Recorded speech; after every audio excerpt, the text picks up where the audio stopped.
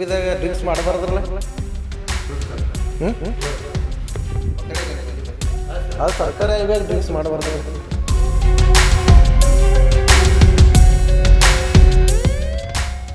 ಸರ್ಕಾರಿ ಆಸ್ಪತ್ರೆ ಈಗ ಮತ್ತೆ ಸುದ್ದಿಯಲ್ಲಿದೆ. ಈ ಬಾರಿ ವಿವಾದಕ್ಕೆ ಕಾರಣವಾದದ್ದು ಐಬಿಯಲ್ಲಿ ನಡೆದಂತ ಮದ್ಯಪಾನ ಕೂಟ. ಸ್ಥಳೀಯ ಮೂಲಗಳ ಪ್ರಕಾರ ರಾಯಬಾಗ ಸರ್ಕಾರಿ ಆಸ್ಪತ್ರೆಯ ಕೆಲ ವೈದ್ಯರು ಹಾಗೂ ಸರ್ಕಾರಿ ಸಿಬ್ಬಂದಿ ಪ್ರವಾಸಿ ಮಂದಿರದಲ್ಲೇ ಒಟ್ಟು ಸೇರಿ ಮದ್ಯಪಾನ ಮಾಡಿರುವಂತಹ ಘಟನೆ ಬೆಳಕಿಗೆ ಬಂದಿದೆ.